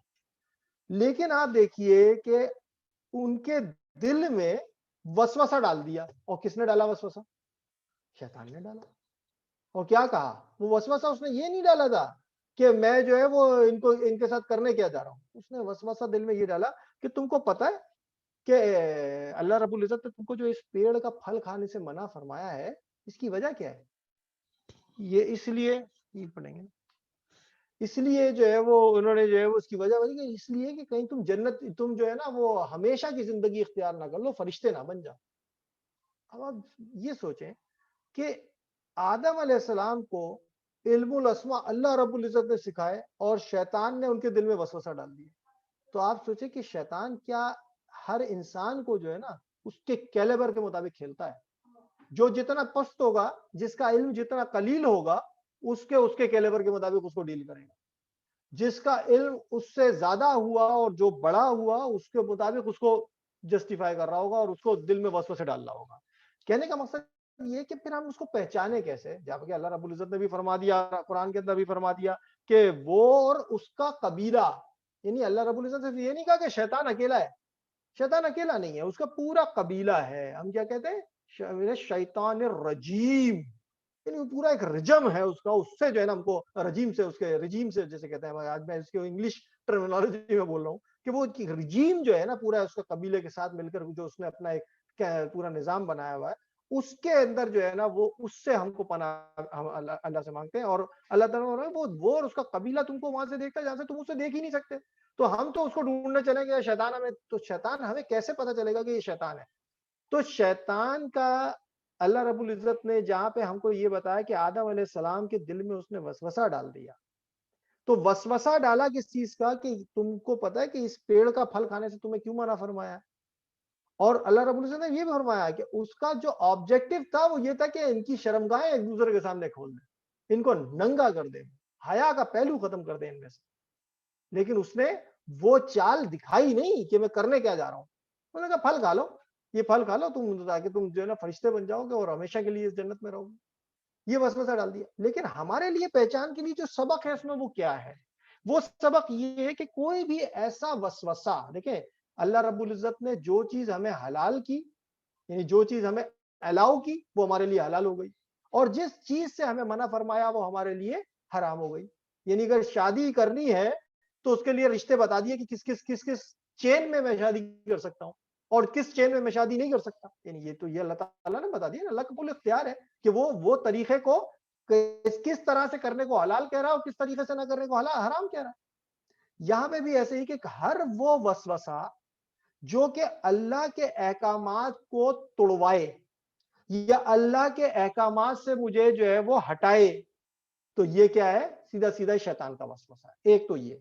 دوسری بات یہ کہ اللہ رب العزت نے حلال اور حرام کی ڈیمارکیشن تو ضرور بتائی ہے, لیکن حلال اور حرام کے حلال ہونے یا حرام کے ہونے کا کیوں نہیں بتایا, مطلب وائی اٹ از حلال, وائی اٹ از حرام, یہ نہیں بتایا کسی کو. اپنے انبیاء علیہ الصلوۃ والسلام کو نہیں بتایا.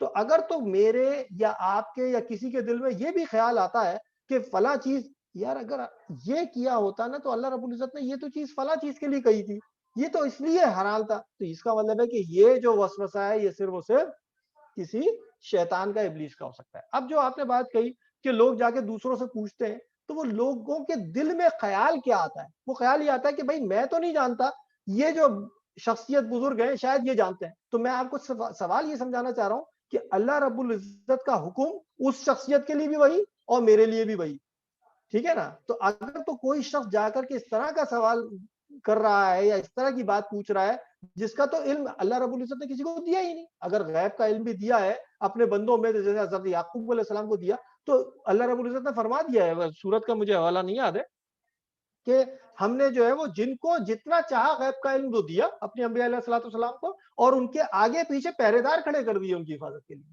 ایسی بات ہے, اگر انسان کو پتہ لگ جائے کہ بھئی یہ فلاں شخص جو ہے وہ اس کو جو ہے وہ ساری چیزوں کا پتہ ہے, تو پھر تو اس کی بوٹیاں نوچ کھائیں. تو انبیاء علیہ الصلوۃ والسلام اس دنیا میں اللہ تعالیٰ نے ان کو بھیجا اور ہماری ہدایت کے لیے بھیجا. ان کو جتنا بھی علم غیب کا دیا گیا تھا ان کے پیچھے بھی آگے پیچھے ان کی حفاظت کے لیے چوکیدار جو ہے وہ فرشتوں کی صورت میں رکھ دیے تھے.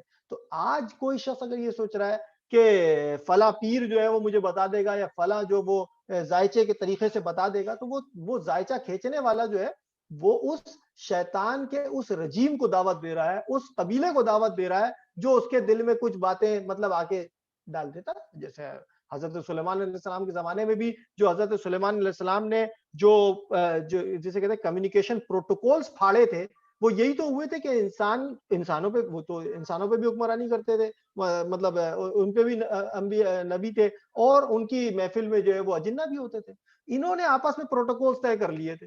جب ان کو یہ علم ہوا تو انہوں نے ان پروٹوکولز کو لے کر کے کہیں اور پھینکنے کے بجائے انہوں نے اپنے ہی تخت کے نیچے دبا دی. انہوں نے کہا کہ میں ہوں تو یہ, ورنہ پھر دوبارہ نکالیں گے, پھر دوبارہ یہ طے کر لیں گے. تو ان کے آپس کے کوئی نہ کوئی مفاد وابستہ ہوتے ہیں, جس کے اندر جو ہے نا یہ شیطان جو ہے وہ بھی, مطلب شیطان اور اس کے چیلے بھی انسانوں سے مفاد حاصل کرتے ہیں. ظاہر سی بات ہے ان کا آبجیکٹو کیا ہے کہ وہ انسان کو کامیاب نہیں ہونے دینا چاہتے, اور انسان کا آبجیکٹو کیا ہوتا ہے کہ میرا کوئی کام ہو جائے. تو وہ چھوٹی چھوٹی چیزیں کر کے اعتماد دلاتے ہیں, دل سے ایمان نکال دیتے ہیں, پھر انسان جو ہے وہ اسی حالت کے اندر جو ہے وہ ان کے پیچھے بھاگنا شروع کر دیتا ہے. اس کی ایک روایت کسی سورت کے آگے میں نے تفسیر میں پڑھی بھی تھی, مجھے سورت اس وقت یاد نہیں آ رہی, لیکن یہ سورہ اما پارے کے اندر کوئی بتیستہ کوئی راہب تھا, اس کو بھی انہوں نے اسی طریقے سے جو نا بہکایا, تو پھر اس کی آخر میں اس کی گردن مارنے تک آ گئی تھی, مطلب اس کو گردن بھی اس کو مار دیا گیا تھا. جزاک اللہ زرار بھائی. زرار بھائی ہمیں ایک سوال چیٹ کے ذریعے موصول ہوا ہے کہ جانا چاہ رہے ہیں کہ یہ جو وسوسہ ہے یہ صرف شیطان کی ہی طرف سے آتا ہے, مطلب کہ وسوسے بھی ہو سکتے ہیں یا ہمیشہ شیطانی وسوسے ہی ہوں گے؟ میں جہاں تک سمجھ سکا میں نے سمجھانے کا طریقہ میں نے آپ کو بتایا نا کہ دیکھیں, پہلی بات تو یہ ہے کہ سورہ بنی اسرائیل کی آیت نمبر 36, اس کے اندر اللہ رب العزت نے جو ہے نا فرمایا ہے کہ ہم نے تمہیں جو ہے وہ کان دیے ہیں, آنکھیں دی ہیں اور دل دیا ہے, اور یہ یاد رکھنا کہ ہر چیز کی باز پرس ضرور ہوگی. یعنی جس پہ اب انسان جو ہے نا, ایک عام انسان کی میں بات کر رہا ہوں, انسان جو ہے نا وہ جتنی بھی باتیں کرے گا یا جتنے بھی علم کی بات کرے گا, وہ علم کون سا ہوگا؟ وہ فزیکل ورلڈ کا علم ہوگا. دیکھیں نا, میٹا فزیکل ورلڈ کا علم جو ہے نا وہ انسان کو دینے کے لیے اللہ رب العزت نے جو طریقہ اپنایا وہ انبیاء علیہ الصلوۃ والسلام کا ہی تھا. وہ جسے آپ اسپریچول ورلڈ کہہ دیں یا جو ہے وہ میٹا فزیکل ورلڈ کہہ دیں, اس کا جتنا بھی علم ہمارے تک آیا ہے وہ تمام انبیاء علیہ الصلوۃ والسلام کے ذریعے آیا, اور کوئی طریقہ نہیں ہے اگر کسی شخص نے خود سے اس علم کو سیکھنے کی یا سمجھنے کی کوشش کی ہے تو ڈیفینیٹلی اس کو شیطان بہکائے گا. ٹھیک ہے, تو یہ تو ایک بات ہے. اچھا, انسان نے جتنا بھی علم حاصل کیا, اس کی علم کی کیا بیسس کیا ہے؟ اس کی علم کی جو بیسس ہے, جو بنیاد ہے, وہ ہے آبزرویشن. اس کے علم کی بنیاد ہے ایکسپیرینس. اس کے علم کی بنیاد ہے ایکسپیریمنٹ. اچھا, جتنے بھی ایکسپیرینس, ایکسپیریمنٹ, آبزرویشن, یہ تمام چیزیں انسان نے حاصل کرنے کے ذرائع کون سے ہیں؟ وہ ذرائع ہیں کان یا آنکھیں, یا پھر وہ جو حواس خمسہ ہمارے پاس موجود ہے. اب اس میں پھر آگے اضافہ یہ ہوتا گیا کہ جس نے بھی ہوا کہ اگر آج میں فزکس کی کوئی بات کرنا چاہوں گا تو فزکس کی کسی کتاب کا ریفرنس دوں گا. ظاہر سی بات ہے, کسی نے کتاب لکھ دی, اب وہ کتاب کسی بیسس پہ لکھی, اس نے اپنے ایکسپیرینس کی بیسس پہ لکھی, اس نے ایکسپیریمنٹ کی بیسس پہ لکھی, لیکن اس کے بعد کوئی نہ کوئی وجہ تھی اس لاجک کو قائم کرنے کی. تو اللہ رب العزت نے جو آیت نمبر جو میں نے کوٹ کی ہے نا, سورہ بنی اسرائیل کی آیت نمبر 36, اس میں بھی اگر آپ دیکھیں گے تو وہاں یہی واضح ہو رہا ہے. اللہ رب العزت فرما رہے ہیں کہ ہم نے تمہیں کان دیے ہیں, آنکھیں دی ہیں اور دل دیا ہے. اور یہ یاد رکھنا کہ باز پوز ہر چیز سے ہوگی. اب بات آ جاتی ہے کہ آنکھ, کان اور دل کے علاوہ, یعنی دل کے ساتھ, دل میں گمان یا دل میں خیال آتا ہے, اس خیال کے پیچھے آپ کہہ رہے ہیں کہ خیال جو ہے وہ کیا صرف شیطان کا ہی آتا ہے؟ تو دیکھیے, میں نے آپ کو دو باتیں بتائیں کہ ایک ہوتی ہے ایکوائرڈ نالج اور ایک ہوتی ہے ریویلڈ نالج. ایکوائرڈ نالج تو وہی ہے جو فزیکل ورلڈ میں انسان نے جو ہے نا حاصل کی, یا فزیکل یونیورس آپ کہہ دیجیے اس میں حاصل کی. تو اس کو حاصل کرنے کے ذرائع اس کے پاس یہی تھے کہ کان, آنکھ, یا پھر وہ ایکسپیریمنٹل, اور حاصل کرنے کا مین سورس تو یہی ہے, اس سے حاصل کیا اس نے. اب اگر جو ریویلڈ نالج ہے, اس ریویلڈ نالج کے آنے کا ذریعہ ہمارے پاس انبیاء علیہ الصلوۃ والسلام ہے, اور انبیاء علیہ الصلوۃ والسلام کے اندر بھی اس نالج کو لا کر کے اللہ رب العزت نے نبی کریم صلی اللہ علیہ وآلہ وسلم کو آخری نبی جو ہے وہ منضبط کر کے ختم کر دیا اس راستے کو, یعنی وہ کھڑکی کو بند کر دیا. کیوں؟ کیونکہ دین مکمل ہو چکا, علم مکمل ہو چکا. جتنا انسان کو اس جسے کہتے ہیں میٹا فزیکل ورلڈ کی نالج چاہیے تھی, وہ اللہ رب العزت نے قرآن کی شکل میں ہمارے سامنے اور احادیث کی شکل میں ہمارے سامنے جو ہے نا وہ پیش کر دی. اب اس کے بعد اگر اس سے بیونڈ کوئی شخص سوچ رہا ہے تو اس کا مطلب یہ ہوا کہ ڈیفینیٹلی وہ پھر اس غضب کو دعوت دے رہا ہے, یا اس کھڑکی کو کھولنے کی کوشش کر رہا ہے کہ جو کہ اللہ رب العزت نے اس کی کمپلیشن جو ہے وہ نبی کریم صلی اللہ علیہ وسلم کے اوپر کر دی. اور اس کے علاوہ بیونڈ اگر وہ جا رہا ہے تو پھر وہ کس پہ جا رہا ہے؟ پھر وہ جائے گا اپنے کان, آنکھ یا پھر گمان کی بیسس پر. تو وہ گمان اللہ رب العزت نے فرما دیا کہ پھر سب کی باس پرس ہوگی, اور وہ گمان جو ہے وہ پھر وہ کس کی طرف سے آ رہا ہوگا؟ ڈیفینیٹلی وہ پھر صرف شیطان کی طرف سے آ رہا ہوگا نا, کیونکہ اگر تو وہ گمان اللہ کی طرف سے آنا تھا تو وہ تو نبی کریم صلی اللہ علیہ وسلم کی ذات پہ سے آ کر کے ہمارے پاس قرآن اور حدیث کی شکل میں موجود ہے, پھر وہاں سے ریفر کریے. پھر ہم کو گمان کرنے کی ضرورت کیا ہے پھر؟ ٹھیک ہے, یا وسوسہ لینے کی ضرورت کیا ہے؟ ٹھیک ہے ذرا بھائی, اب ہمارے پاس مزید کوئی ریز ہینڈ نہیں ہے تو, اور میں خیال ٹائم بھی ہمارا جو ہے وہ, یہ تو وسوسہ والا سوال آپ نے کیا تھا وہ تو میں نے دیکھا یہاں پہ کہ میرا کوشچن یہ ہے کہ وسوسہ آتا ہے تو شیطان کی طرف سے آتا ہے کیا؟ جی وہی جو میں نے میں نے جواب دے دیا. پوچھا تھا کہ آپ کا اچھا, یہ اسد اللہ قریشی نے کون سا سوال پوچھا؟ نہیں, انہوں نے صرف جو ہے وہ سلام نہیں, اسد اللہ قریشی نے مجھے پرائیویٹلی میں لکھا کہ آپ نے بتایا کہ شیطان نے آدم علیہ السلام کو بتایا یہ فروٹ مت کھانا. تو میرا کوشچن یہ ہے کہ شیطان کو کیسے پتا ہوا کہ اللہ نے آدم علیہ السلام کو فروٹ کھانے سے منع کیا تھا؟ شیطان کو تو اللہ نے نکال دیا تھا. اب دیکھیں جی, اللہ رب العزت نے اس کو وہاں سے نکال دیا تھا, لیکن اس کے لیے بند نہیں کیا تھا. مطلب وہ وہاں پر آ رہا جا رہا تھا, یہ تھا کہ اس کو وہاں سے دفع کر دیا گیا تھا. وہ ہمیشہ کے لیے وہاں پر نہیں رہ سکتا تھا, لیکن وہ آ رہا جا رہا تھا, کیونکہ یہ تو نظر آ رہا ہے کہ وسوسہ اگر ڈالا ہے تو ڈیفینیٹلی شیطان جو ہے وہاں پہ ان سے انٹریکٹ تو کر رہا ہے کہیں نہ کہیں, مطلب آ تو رہا ہے. مطلب ان کے دل میں وسوسہ ایسے تو نہیں, دور سے تو نہیں ڈالا ہوا, کوئی وائی فائی سسٹم تو نہیں ہے. بہرحال دوسری چیز یہ کہ یہ جو ہے اپنا آپ کا سوال کہ اس کو کیسے پتا تھا, تو دیکھیں حضرت آدم علیہ السلام اس جنت کے اندر, جو کہ علماء کا جس کے اوپر اجماع بھی ہے کہ وہ جنت یہ وہ والی جنت نہیں جو آخرت والی جنت ہے, شاید کوئی ایک وہ جنت تھی جہاں سے حضرت آدم علیہ السلام کی ٹریننگ کر کے دنیا میں بھیجنا مقصود تھا. بہرحال اللہ بہتر جانتا ہے. تو اس میں جو ہے وہ شیطان نے ان کو یہ حضرت آدم علیہ السلام کو جس چیز سے منع کیا گیا تھا, تو حضرت آدم علیہ السلام تو وہ کام نہیں کر رہے تھے. اور اللہ رب العزت نے آدم علیہ السلام کو یہ علم بھی دینا تھا. یعنی میں آپ کو یہ بتاؤں کہ 2 جمع 2 آپ کہیں گے 4, میں کہوں کہ بھائی 2 جمع 2 جو ہے وہ 3 ہو جائے, وہ کیسے ممکن ہوگا؟ تو جب تک کہ میں آپ کو اس کو کرنے کا طریقہ نہیں بتاؤں, پاور فیکٹر نہیں بتاؤں, تو آپ نہیں کر سکتے اس کو. تو اسی طریقے سے اللہ رب العزت نے جو چیز منع کر دی وہ تو حرام ہو گئی. لیکن اگر کوئی حرام یا کوئی ممنوع چیز کو انسان, چونکہ انسانیت کے لیے پورے کے پورے علم دیا جا رہا ہے حضرت آدم علیہ السلام کو, اگر ان سے یہ خطا ہو جائے, یہ بھول چوک ہو جائے, تو پھر کیا کیا جائے؟ تو وہاں پر دیکھ لیں نا, ربنا ظلمنا انفسنا وان لم تغفر لنا وترحمنا لنکونن من الخاسرین والی دعا جو ہے وہ اسی صورت میں موجود ہے. تو یہاں پہ بھی آدم علیہ السلام کو وہ علم بھی دینا تھا, اور اس علم کے ساتھ ساتھ یہ بھی تھا کہ شیطان جو کہ آدم علیہ السلام کا دشمن تھا, اس نے چال یہ چلی, کیونکہ وہ دیکھ چکا تھا کہ آدم علیہ السلام اس پیڑ کے قریب ہی نہیں جاتے, وہ کام کرتے ہی نہیں ہے جو ان کو منع کر دیا گیا, اللہ رب العزت نے جس کو منع کر دیا. تو وہ تو اس نے کہا یہی کہ تم کو پتا ہے کہ تم کو کس لیے منع کیا. تو اس کا مطلب ایسا لگتا ہے کہ آدم علیہ السلام کے پاس وہ آتا ہوگا اور دیکھتا ہوگا تو اس پیڑ کو کیوں نہیں کھاتے, یا اس پیڑ کے جو ہے نا تم پھل کیوں نہیں چکھتے. تو وہ کہتے ہوں گے مجھے منع کر دیا گیا ہے, اس کا حکم ہی نہیں ہے. اب اس نے لاجک لگائی, وہ کیا لاجک تھی؟ وہ یہ لاجک تھی کہ تم کو پتا ہے کہ تمہیں کیوں منع کیا گیا ہے, اس لیے منع کیا کہیں تم فرشتے نہ بن جاؤ. تو یہ بات جو ہے نا وہ سمجھنے والی تھی کہ وہاں پہ شیطان کو کیسے پتا تھا, تو پتا تو ان کے عمل سے ثابت ہو گیا کہ ظاہر سی بات ہے آدم علیہ السلام جو ہے وہ ان کو جو چیز منع کر دی گئی تھی وہ خود سے تو نہیں کرتے ہوں گے وہ چیز. اور چونکہ اس نے بہکانے کا ذمہ لیا تھا تو بار بار آ کر کے ان کو بہکاتا ہوگا کسی نہ کسی معاملے میں. جزاک اللہ زرار بھائی. مقبول صاحب نے ہینڈ ریز کیا ہے. سر السلام علیکم. یہ اکثر اسکالر سے ہم نے بیان میں یہ سنا ہے کہ وسوسہ آنا جو ہے یہ بھی ایمان کی نشانی ہے, کہ خالی دل جو ہوتا ہے وہ شیطان کا گھر ہوتا ہے جی. اور یہ بھی کہا جاتا ہے کہ جو ہم آپ صلی اللہ علیہ وسلم کی جو حدیث مبارکہ ہے اس کے مطابق کہ وسوسہ جو ہے, میری امت جو ہے وسوسے کے معاملے میں اللہ تعالیٰ نے اس کو بخشا ہوا ہے, لیکن وسوسے کو اگر لے کر نہیں چلنا چاہیے. اس بات میں کتنی ایک سچائی ہے سر؟ میں نے آپ کو بتا دیا نا کہ آپ کو میں نے آیت بھی ریفر کر دی, آپ اس آیت کو پڑھ لیجئے, اس کی تفسیر بھی دیکھ لیجئے.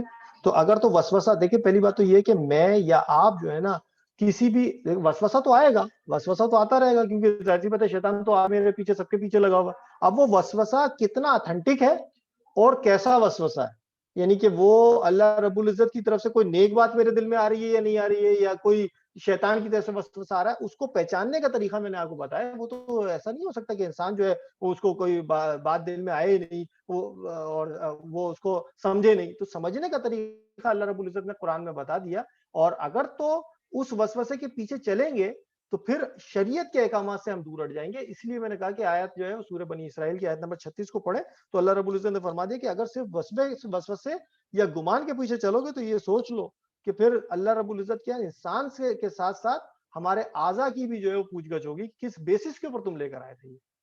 یعنی اگر آپ دیکھیں تو ہندو اگر جو ہے وہ کسی میتھولوجی کے اندر بتوں کی پوجا کرتے ہیں تو ان کے پاس بھی تو کوئی گمان یا کوئی وسوسہ ہی ہے نا دل میں, کوئی نہ کوئی چیز تو ان کے دل میں بھی آتی ہے. ٹھیک ہے, حضرت نوح علیہ السلام, آج میں سورہ معارج شاید پڑھ رہا تھا, سورہ معارج کے اندر نہیں, حضرت نوح علیہ السلام سورہ نوح پڑھ رہا تھا. سورہ نوح کے اندر جو ہے وہ حضرت نوح علیہ السلام کے زمانے میں جو لوگوں نے, ان کے جو بزرگ تھے, تو ان کی کیا کی انہوں نے جو ہے وہ, بلکہ سوری آدم علیہ السلام کے زمانے سے جب لوگ جو ہے وہ ان کے کچھ بزرگان دین تھے, ان کا نام تھا ود, سوا, یعوق اور یعوق, ود, سوا, یسوق, یعوق اور ایک اور بھی تھے, پتہ نہیں کیا یسر میرا خیال ہے. تو ان کا کیا کیا کہ وہ جب مر گئے تو ان کے دل میں شیطان نے ڈالا کہ وہ تو تمہارے بڑے بزرگ تھے, تو تم ایسا کیوں نہیں کر لیتے کہ ان کی جو ہے وہ تصویریں جو ہے وہ بنا لو, اور جو ہے وہ ان تصویروں کو جو ہے وہ ان سے یاد رکھو ان کو. تو لوگوں نے جو ہے نا اپنے ہاتھ سے ان کی تصویریں بنا لی, اور پھر دعا کرتے تھے تو تصویر نکال لی اور دعا کر رہے ہیں. اسی طریقے سے آگے بڑھ کر کے پھر کیا ہوا کہ شیطان نے ان کے دل میں ڈالا کہ تصویریں جو ہیں وہ تو سب نے بنائی, تو سب کی ڈرائنگ ایک جیسی نہیں ہو سکتی, کیوں نہ اس کو مٹی کا ایک پتلا بنا کے کھڑا کر لو. تو اب مٹی کا پتلا بنا لیا, اور جو ہے نا جناب جو ہے وہ ان کے پیچھے, ان کے سامنے جا رہے ہیں, آنکھیں بند کر رہے ہیں, دعا یہ کر رہے ہیں کہ یا اللہ یہ بڑے اچھے لوگ تھے, کیونکہ انہوں نے تو ان کو دیکھا ہوا تھا کہ نہیں بڑے اچھے لوگ تھے کہ اللہ کاش ہمیں بھی جو ہے نا اس کے ساتھ چلنے والا بنا اور اسی طریقے کے ہمارے اندر بھی جو ہے نا یہ چیزیں پیدا فرما دے. اب یہ تو کر رہے ہیں وہ کام, لیکن آہستہ آہستہ ہوا کیا کہ ان کے ساتھ آپ یہ دیکھیے کہ ان کے پیچھے ان کا بچہ بھی آ رہا ہے اور دیکھ رہا ہے کہ میرا باپ جاتا ہے, ایک جو ہے نا مٹی کا اسٹیچو بنا ہوا ہے, اس کے سامنے آنکھیں بند کرتا ہے, ہاتھ باندھتا ہے اور کچھ دعا کرتا ہے. تو آہستہ آہستہ شیطان نے ان کے دل میں, بچوں کے دل میں جو وسوسہ ڈالا وہ یہ کہ دیکھو یہ بھی کوئی چیز ہے, ایسے تو نہیں تمہارے بابا آ کر کے ان کے سامنے ہاتھ باندھ کے کھڑے ہو جاتے تھے نا. تو وہاں سے شرک شروع ہو گیا حضرت نوح علیہ السلام کی اس قوم کے درمیان, جس میں پھر اللہ تعالیٰ نے حضرت نوح علیہ السلام کو بھیجا. تو یہ شیطان کے جو وسوسے ہوتے ہیں نا, اس پہ یہ بہت ہائی کیلیبر میں جا کے کھیلتا ہے, اور جن کے درجے سوا ان کی سوا مشکل ہے نا. جزاک اللہ زرار بھائی. جنید بھائی پوچھ رہے ہیں کہ شیطان خون میں دوڑنے کا اختیار رکھتا ہے, کیا یہ کسی صحیح حدیث کا مفہوم ہے؟ بالکل ہے, یہ تو بات صحیح ہے. اس کو جوڑا جا سکتا ہے کہ انسان کے برے اعمال شیطان یا اس کے چیلے شیاطین کے اکسانے پہ ہی ہوتے ہیں. بالکل, یہ تو میں نے بتایا آپ کو, اس نے تو اللہ سے وعدہ یہی کیا ہے نا. ٹھیک ہے, اب آپ یہ دیکھیے کہ ہم جو جب جاتے ہیں تو واش روم میں تو اس کی دعا پڑھتے ہیں, اللہم انی اعوذ بک من الخبث والخبائث. تو وہاں کون سے خبائث جو ہمیں نظر آتے ہیں؟ آج تک تو ہمیں نظر نہیں آئے. تو وہاں پہ کیا ہے کہ کوئی تو, اچھا آج کی سائنس یہ پروف کر رہی ہے کہ واش روم ہے یا اس طرح کی چیزیں, وہاں پہ سب سے زیادہ جراثیم ہوتے ہیں. تو کوئی تعلق ہے اس کا, یعنی جراثیم کا اور شیطانوں کا. اور آپ دیکھیے خون کو بھی اللہ تعالیٰ نے جب حلال جانوروں کو سورہ انعام میں کہا ہے تو اس کا جو جانور کا ذبیحہ کا جو خون ہے وہ حرام ہے ہمارے لیے, تو کیوں اس کو نکال دینا ہے؟ اور خون میں سائنس یہ پروف کر رہی ہے خون میں سب سے زیادہ جراثیم ہوتے ہیں. تو تعلق ہے اس کا, یہ بات یہ بالکل صحیح ہے جنید بھائی اس میں.